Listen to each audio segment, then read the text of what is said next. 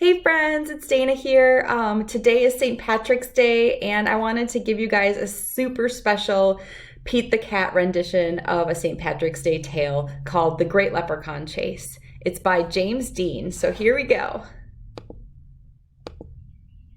Tomorrow is St. Patrick's Day, and Pete's teacher, Mr. G, is teaching about leprechauns. The only time you can catch one is on St. Patrick's Day. A leprechaun will bring you good luck, Mr. G says. Now everyone in class wants a leprechaun.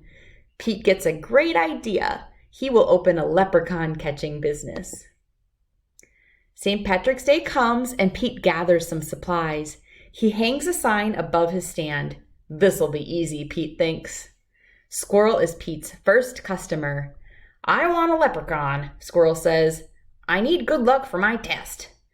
Cool, I'm on it, says Pete. Pete has a plan. He will follow a rainbow until he finds a leprechaun. Finally, Pete arrives at the end of a rainbow and finds Clover the leprechaun next to a pot of gold. Pete sneaks up behind Clover. Swoosh! But Clover is too fast. Did you think you could catch me so easily, he asks. Once there was a cat named Pete who thought nabbing some luck would be neat. Then he happened upon a smart leprechaun who he'll find quite tricky to beat. Clover disappears in a puff of green smoke. Pete will need a new plan. That afternoon, Gus visits Pete's lucky leprechaun catchers. I want a leprechaun, Gus says. I need good luck for my band recital. Pete says, I'll see what I can do. Pete plans to lure Clover out of with his music. He plays a jaunty song on his guitar. Before long, Clover dances over to Pete. Just a little closer, Pete thinks. Suddenly, Clover starts spinning around Pete. Round and round, Clover goes faster and faster. Oh no, Clover wraps up Pete with his rope. Pete has finally met his match, a crafty leprechaun he can't catch. He'll never win, he'll never give in, or find something else to snatch. That evening, Callie visits Pete's lucky leprechaun catchers. I want a leprechaun, Callie says. I need good luck for my tennis match. Says Pete. St. Patrick's Day is almost over. There isn't much time left to catch a leprechaun. But Pete won't give up yet. Pete sets a trap for Clover. Before long, Clover tiptoes up to the trap and sniffs the air. I love candy, he whispers, peering under the box. Pete waits very quietly. Crash! Pete rushes over and checks underneath the trap, but it's empty.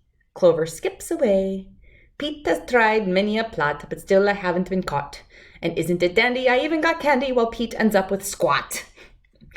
Pete has an idea. He follows the trail of spilled candy to Clover's secret hideout. Pete sneaks up behind Clover. Swoosh! Pete finally catches Clover. Why do you want me? Clover asks. I'm helping my friends who need some extra luck, Pete says. Luck doesn't come from having a leprechaun, says Clover. You and your friends have each other. That already makes you as lucky as can be. Could Clover be right? Pete is one very lucky cat. A lucky cat doesn't need a lucky leprechaun. He lets Clover go.